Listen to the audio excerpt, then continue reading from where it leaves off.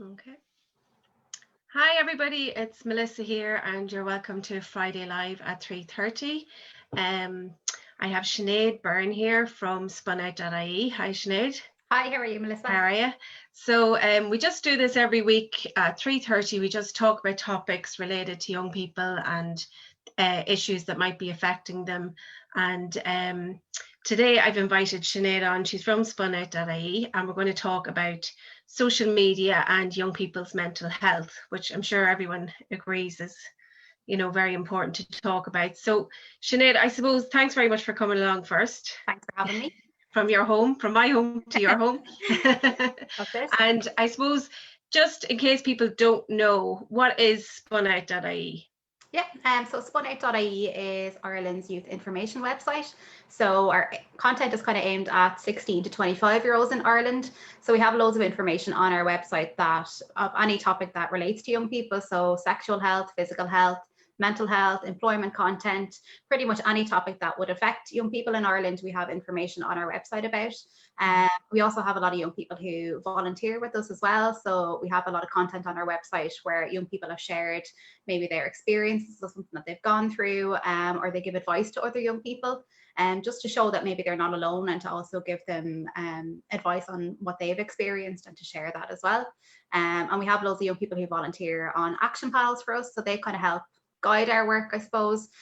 We check in with them and make sure that we're developing content that's up to date with what's going on for young people, the kind of challenges that young people are facing.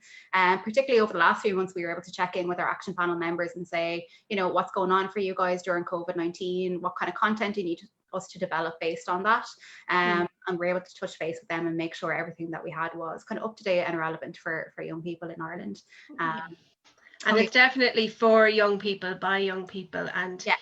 The way the information is presented on the website, it's really, youth friendly centered, and the information that it's given, it's, it's easy to read, and it's, it's snappy and kind of tangible for any young people to read. So even stuff about COVID or about school or leaving cert, instead of reading a real texty kind of thing, it's great of kind of having it in a snappy way for young people to read. And your videos up as well.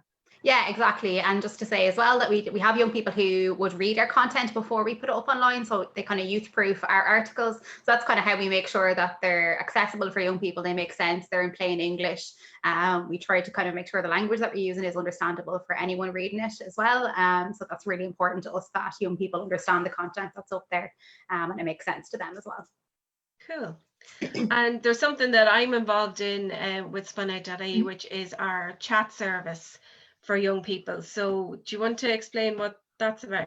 Yeah, you might know better than me. I might explain it wrong now. You'll have to correct me.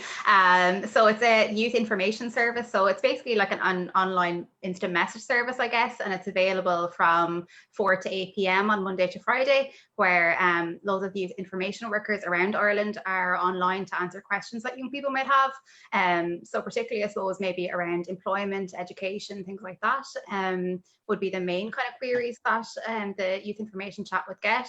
I'm sure, Melissa, you have plenty of examples that maybe of questions you've gotten in as well that might be useful. Yeah, like, it can be anything and everything. And I suppose it's like that. If young people have a question, they're not sure about it, or maybe they've read an article on spunout.ie and they still just need a little bit more, something that's more personal to them, they can just log into this chat service and we're there to have a chat with them.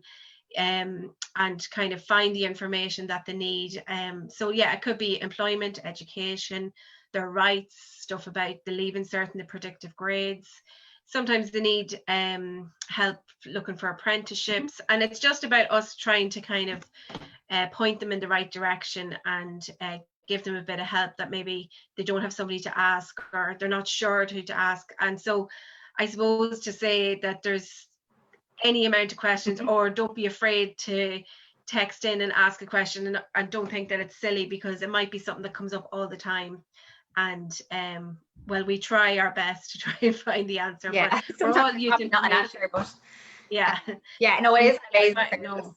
Yeah, it's an amazing service. I've kind of seen it in use myself, or seen kind of how it works, and it's a brilliant service to have for young people, that you can just go on, and even if you want to ask the question outside of the 4 to 8 p.m., you can go online and ask the question, and once the youth information workers are online, they'll get back to you and be able to get back to your query, or even let you know that they are working on your query as well.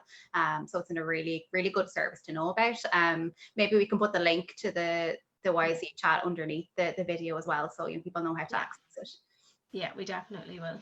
Brilliant. So we're getting on to now the topic that we came to talk about. So it's social media and young people's mental health. So like, you know, we've all been using the internet, using our phones before COVID. Now we're kind of even worse than we were, you know. So, and young people, obviously, it's such a good tool for them. And like we obviously do realize that there is positives in, you know, social media and having access to internet and information and access to your friends, but it does have an effect on young people's mental health as well. So I just wanted to talk through a few questions that we have. So I suppose, what's the most used social media sites by young people? Yeah, I suppose there's a few that would be kind of the top ones that young people would use. I know from talking to young people themselves, they definitely mentioned Instagram, probably Snapchat, and more recently TikTok, I guess, would be a big one. I know people have told me they've spent hours on TikTok watching loads of different videos, so it tends to be quite a popular one. And if we're looking at kind of research in the area where we've asked young people what kind of sites they use, Jigsaw and UCD did some research that came out last year called the My World survey, and they found that the kind of top 3 sites used by young people aged between 12 and 25 in Ireland were Instagram, Facebook and Snapchat. They tended to be kind of the most popular ones used by young people in Ireland anyway. So I suppose sorry, go on. Yeah, sorry, go on. No, I suppose nowadays TikTok would probably have been in the top 3 as well. But the questions would have been asked in kind of 2018, 2019, where maybe TikTok wasn't as popular. So it didn't feature in the top 3, but probably would this year, I can imagine. Definitely. And do you know like how much time on average are young people on, you know, social media, would you say, or was come up in kind of surveys? Yeah. So I think it's probably pretty hard to kind of gauge how much time we spend online, because I think a lot of us spend time online without realizing how much time we're spending. But again, going back to that research where young people were asked how much time they spent online, majority of young people said they spent 2 hours or more online. About 33% of them said they spent 2 to 3 hours, and another 33% said they spent over 3 hours online. So they just said they spent over 3 hours, not exactly how much time they spent. And then the rest of those were less than 2 hours. So the majority, I guess, tend to spend 2 or more hours online, which is quite a bit of time. And I can imagine that was probably a lot more over the last few months when our movements were restricted and we were using social media to link in with, you know, family and friends, and to keep ourselves entertained as well when we weren't able to go out and about as much. So it would be interesting to see how much time people would say they spent over the last few months, because I'm sure probably a lot more than usual. I know. And even like, including myself in this, so I'm not just saying it's young people or anything like that, you don't actually realize how many times you're checking your phone. Or I know even from being in the youth centre, like the young people's phones are constantly beeping with different Snapchats and stuff, and they're checking them. So, you know, if you added all those together, you know, the amount of time. Be quite big. I did download an app before that let me check how many times I just checked my phone, so just checked even the time or anything. And it was not fun to see the numbers on that, but it was just interesting. It gave me an idea of how many times you do just check your phone and then you forget what you actually checked it for in the first place as well. But it can just be a habit as well that we can do, to go to our phone. I know, and it's the source of everything now. So, you know, it's very hard to kind of get away from your phone like that. People have stopped wearing watches and all that kind of stuff. So everything is on it. So it's very hard to get away from it then. Yeah, exactly. So in what ways do you think then, you know, what way is it affecting young people's mental health if we are spending all this time on it, and depending on what content we're looking at? So in what ways have you observed, or from surveys, what way has it been affecting young people's mental health? Yeah, I suppose there has been some kind of research done on the effect it can have on our mental health, and it has been kind of mixed results, I guess. But if we're looking again from the My World survey, that's within an Irish context, they did find links between the amount of time young people spent online and if they experienced feelings of depression or feelings of anxiety. And they found that young people who spent kind of more than 3 hours online tended to report higher levels of feelings of depression or feelings of anxiety. But I guess it's kind of important when we talk about surveys like this that we realize that it doesn't mean that spending time online causes anxiety or causes depression. It just means that there's a link. So potentially, I suppose, when young people are feeling anxious, or if they're maybe feeling a bit sad or a bit down, they turn to social media as a way of coping with that anxiety or coping with that sadness. So I suppose we don't know if it's just that when people feel anxious, they go to their phones, or because they're on their phones or online, they feel anxious. We just know that there's a link there. And I guess as well, kind of there was some stuff around where people spent more time online, they felt less positive about their body image and how they looked as well, compared to those people who spent less time online. So we do know it can have an effect on body image as well. If we are comparing ourselves to those people that we see online with maybe photoshopped images or filtered images, it can make us maybe feel worse about our bodies, and we're trying to live up to this standard of perfection that we see online as well. So I suppose that was most prominent with Instagram, probably, wasn't it? Yeah, I think so. Definitely from talking to young people, they seem to mention that they think Instagram would have the worst impact on their mental health or how they feel about themselves. I guess because it's very picture orientated. That's what you're putting up, that's what you're putting out there to the world. And people do tend to filter them, to Photoshop them, maybe, have them from certain angles and certain lighting. And people, I suppose, forget that as well. They're not really critical about what they see online. So we just accept that that's reality for those people, when in fact a lot of times there's a huge amount of editing gone into those photos. So that can of course have an impact on our body image if we're trying to live up to this standard of perfection that's not actually real, I guess, and that no one actually looks like that in reality as well, but we're trying to strive for that image. So definitely it can have an impact on how we feel about ourselves. Mm-hmm. And is there anything in relation to, like, if we're on social media, we're not talking to people in real life, or yet we are connecting with people? So is there, there's kind of a blur there between, there's the isolation of being on your phone and maybe not talking to the person beside you, but you're talking to somebody in a different country. So, is it good or is it bad? It's hard to know, because it's isolating you maybe from your family or from somebody who's closer, yet social media is about connecting with people as well. Yeah, and I guess the important thing is to have a balance between the two, so that we're not spending all of our time online talking to people online and not actually, as you said, spending time with people who are there beside us. But that you have a balance of the two, that we are able to connect with people online, which is brilliant, that we can connect with the people that we can't see, but we do need to make sure that we're having face-to-face relationships as well. So we're not suppose letting those slide, that we do talk to people in person, and that we're able to kind of balance both sides of things. I suppose if all of our relationships are online, it would probably leave us feeling quite isolated in person, and if we were away from our phones, we'd feel maybe lonely or isolated because we don't have that connection. So I guess it's kind of about trying to balance the two of those things as well. Yeah. And I suppose we realised over COVID that it's been such a great tool for us to keep connecting with family and with friends. And, honestly, we would have been lost without it. Yeah. But in terms of when you were talking to about anxiety, I wonder if some of that around, putting something up and then seeing what other people's reaction to it are. And, are you getting the likes, or, is that happening, or are you being ignored, or is people laughing at what you're putting up? And there's even the pressure of putting stuff up, like why are you not putting something up, or, so I wonder, is that what some of the anxiety is around? Yeah, and I guess it can be for some people. We're afraid of what we're putting up there. We maybe feel vulnerable when we're putting stuff up there as well, because we're leaving ourselves open for someone to react to that or comment on that. And I guess if you are feeling that sense of anxiety, or that pressure to put things up, or that you're afraid when you do put something up, you're constantly maybe checking it for how many people are liking it, who's commenting on it, things like that. I would encourage you to just be aware of how social media is making you feel as well. So think about, what are the things that you do online that make you feel good about yourself? And what are the things that are online or that you do online that don't make you feel good about yourself or make you question yourself or worry or feel anxious?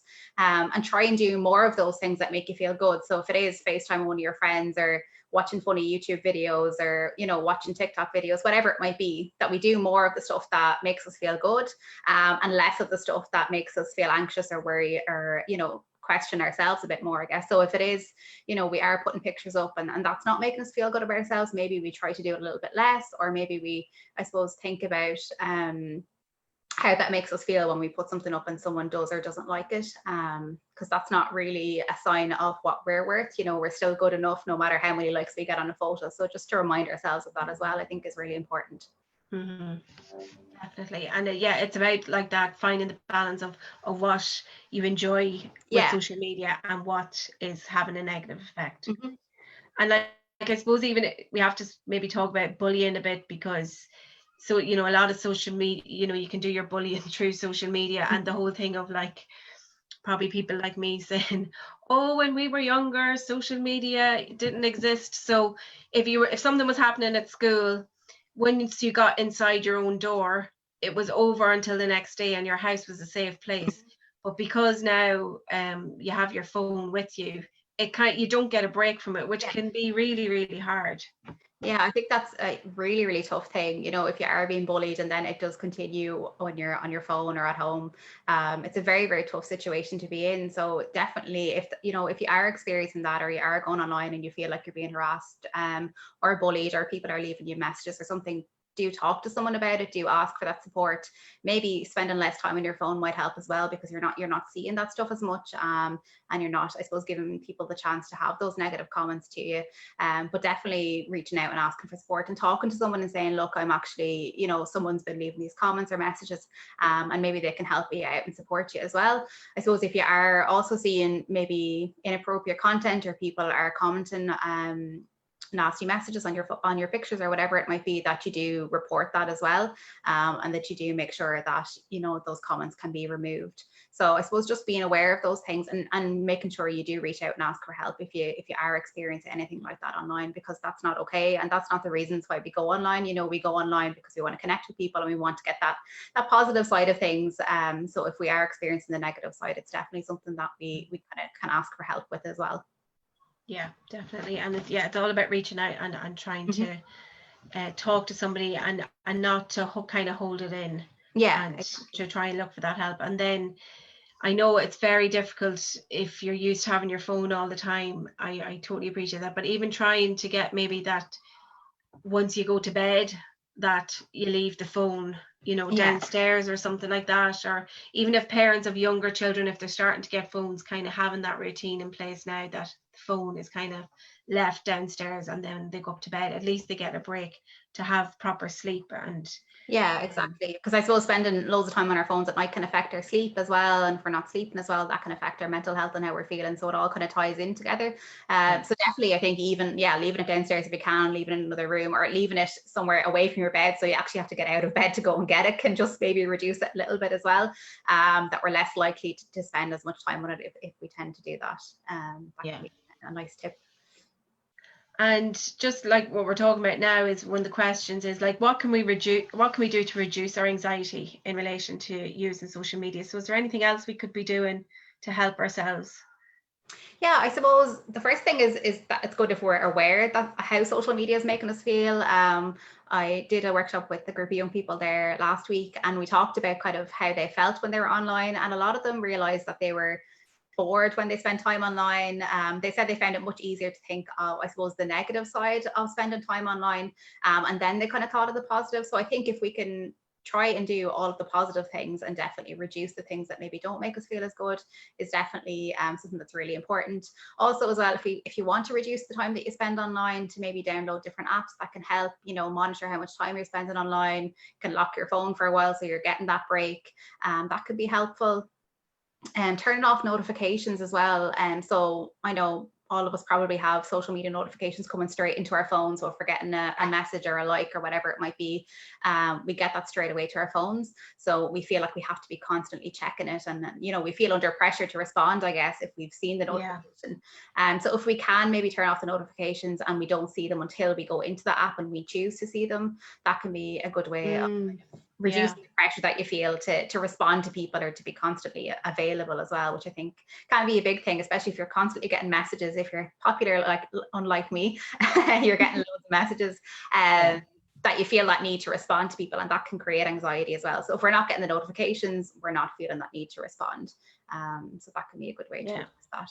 Because there's a whole thing, I don't know all the technical stuff, but there's a whole adrenaline pump thing going on as well, of like waiting to get the hit nearly of, you know, getting a response back or getting a like. Yeah, exactly. And then feeling that need to react to it or to respond to it or to feel a certain way about it as well. It's definitely there. Yeah, and like that, I think a really good one is to turn the notifications off, and like you're saying, which is a really good way of saying it, is that you choose to go into it rather than getting drawn into it. Exactly. You're not feeling the pressure to do that and to go into it. And I know for some people as well, they said that like uninstalling the apps on your phone has helped. So, you know, if you're on Instagram, uninstalling the Instagram app. So instead of, you know, just quickly clicking into it, you have to actually log in to get onto it, and it can reduce the amount of time that you spend because you have to make that extra step to go onto it, I guess. But it does tend to work for some people. So it can be worth a try if you want to reduce your time spent on them. Okay. And then in terms of parents, are there certain do's and don'ts that you would advise with? So just say, you know, somebody's getting a phone for the first time. Is there do's and don'ts for parents that you would try and help the situation for young people? Yeah, I suppose maybe having conversations with your son or daughter about social media, you know, if they are going to be going on it, you know, what platforms are they going to use? How are they going to be using it? And talk to them and make sure that, I suppose, both of you understand the different platforms and how it might affect them as well. Maybe having times, you know, during the day where they're not on their phone, maybe during dinner time, it's like, okay, everyone puts their phones away, or, you know, you're watching TV or you're watching something together, you put away your phones, and maybe having that time that's separate from your phones can be helpful. So I definitely say maybe if you're just starting to get a phone, putting some of those kind of maybe boundaries in place at the start can be helpful, because I guess it's more difficult to do it the longer time goes on and they have a phone and they haven't had those boundaries in place. But I definitely think just talking about it and having open conversations about social media is important, because I suppose we take it for granted that social media is going to be part of our lives and it's there every day. And we sometimes don't talk about it or how it can affect us. So I definitely think, having those conversations, being just open about it as well, and saying, look, obviously there's loads of positives to it, but there can be negatives as well, and making sure young people are aware of that, and just letting them know that you're there to listen and support them if, you know, something does come up online that they're not comfortable with, or there's inappropriate information online that they're seeing, how you can help manage that as well. Mm-hmm. And another big thing, which I'm going to admit to myself, is to practice what we preach. Yes, exactly. Because, you know, if we're saying to our young people or our children, you know, don't be on your phone all the time, and then they see you doing the exact same thing. Yeah. You know, so 100%. it's important that if we're kind of putting boundaries in, that maybe we put them in for ourselves as well. Yeah, I think we're all guilty of that. I know I've done it myself. I'd be on my phone and then I'd be off it and I'd be annoyed because someone else is on their phone beside me, you know, and you kind of forget that as well. But definitely it's important to role model that behavior where we're saying, okay, everyone's putting away their phones for this time, not just you. So yeah, that's definitely a really good point. Yeah. Okay, and is there anything else that we haven't covered that you do want to talk about, Sinead, in terms of young people and their mental health and social media? Not necessarily. I guess just the important thing is that, you know, to remember there are loads of positives to social media. I think we can see the negatives a lot more, but to remember, you know, there is reasons that we use it, and it can be really important for some young people. They can feel more accepted by using social media. They can be creative online. They can have that sense of connection. But if it is having a negative impact, to be aware of that and to reach out and ask for support if there is something that you're struggling with in terms of spending time online, and to know what supports are out there for you.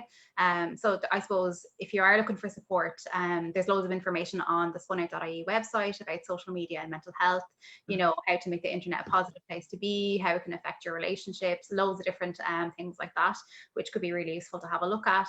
And then also, if you do feel like you need support, there's our text service, which is 50808.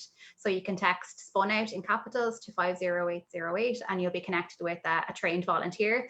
It's a free service and it's a 24/7 service as well. So, you know, if at any stage that you do feel like, you know, you want to talk to someone about what's going on for you, you can just give them a text and you can get some support that way as well. So it's good to be aware of that. Okay, and I will put that in the comments Yeah, after the thing as well. And I suppose even just thinking there where you're talking, going back to parents, is, you know, sometimes parents think, I'll just take the phone away. Mm-hmm. And of course, that's the worst thing to do to a young person, because it's like cutting off, you know, one of their arms, basically. Yeah. So just to be aware that if there's negative stuff happening online, it's maybe not to have such a big overreaction from the parent, that the young people still, they need social media. If you take them off that, they're kind of like, there's nothing worse, so I'll just go and be worse, because there's nothing worse than what you've just done to me.